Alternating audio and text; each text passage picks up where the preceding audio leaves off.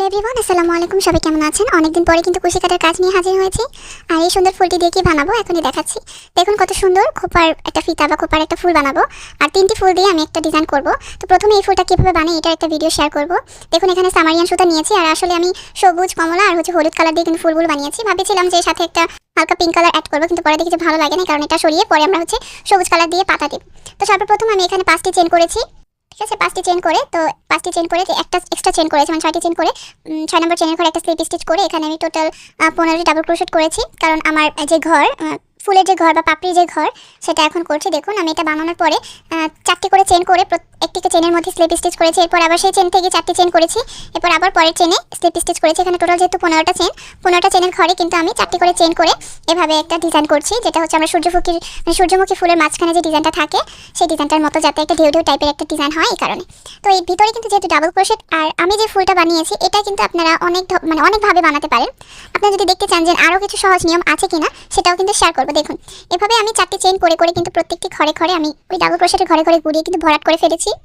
তো এখানে চাইলে আপনারা 4টি চেন করে করে টোটাল 7টি ঘর বা 8টি ঘর করে পরে কিন্তু 8টি বা 7টি ফুলের যে পাপড়ি এগুলো করতে পারতেন, কিন্তু এখানে আমার 7টি করে পাপড়ি হয়েছে। তো প্রতিটি পাপড়ির জন্য 3টি চেন এবং 2টি ট্রেবল ক্রোশেট, এরপর আবারও 3টি চেন, এরপর প্রথম চেনে স্লিপ স্টিচ, পরে আবারও 2টি ট্রেবল ক্রোশেট, পরে আবারও 3টি চেন, পরে একটা স্লিপ স্টিচ, এরপরে আবারও। আর প্রত্যেকটি ফুলের জন্য, মানে একটা ফুলের পাপড়ির জন্য আমার 2টি করে চেনের ঘর লেগেছিল, মানে নিচে আমার কিছু ঘর ছিল, সেখান থেকে গুনে গুনে আমি কাজটা করেছি আসলে। তো প্রথমে এভাবে বানিয়েছি, পরে যে 2টি ফুল সেটা আমি 3টা ফুল আমি 3 নিয়মে বানিয়েছি, কিন্তু দেখতে কিন্তু একই হয়েছে, মানে কাজ করার পরে সেম একই রকম হয়েছে। ঠিক আছে, আপনারা যদি দেখতে চান যে আরও সহজ নিয়ম আছে কিনা তখন শেয়ার করবো। দেখুন একটা লেয়ার কমপ্লিট, আর কালারটা কিন্তু দেখতে অনেক সুন্দর লাগছে। এরকম ফুল বানিয়ে কিন্তু অনেক কিছুতেই বসানো যায় আর অনেক কিছুই বানানো যায়।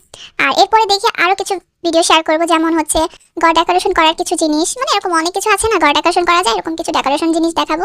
আর অনেক আপু যারা আগে থেকে আমার এই কুশি কাটার ভিডিওগুলো দেখতেন বা কাজগুলো দেখতেন, তারা এখন অনেক মিস করে। যেমন আমাকে অনেক কমেন্ট করে থাকে ইউটিউব থেকে যে আপু তুমি কি কুশি কাটার কাজ করো না বা করবে না? কেন আপু, আমি করবো। আসলে এখন অনেকটাই ব্যস্ত থাকি, আসলে টিকটকের ভিডিও যেহেতু করি, পেজের ভিডিও করতে হয়, ইউটিউবে ভিডিও করতে হয়। আসলে কি এক এক জায়গায় এক এক রকম মানুষ পছন্দ করে, যে কারণে আসলে এতটা সময় পাই না সবার জন্য পছন্দ মতো ভিডিও তৈরি করতে। তো যখন সেলাই কাজের ভিডিও শেয়ার করি তখন তো সেলাই কাজ, আর যখন ইচ্ছা করে হাতের কাজে ভিডিও শেয়ার করি তখন হাতের কাজের ভিডিও শেয়ার করি। দেখুন এখানে কত সুন্দর একটা ফুল বানিয়ে নিয়েছি, আর দেখতে অনেক ভালো লাগছে। আর 3টা ফুল বানিয়েছি। দেখুন 3টা ফুল বানানোর পরে আমি পাতা বানাবো, এরপরে খোপার ব্যান্ডটা কিভাবে বানাবো এটার পরে শেয়ার করবো।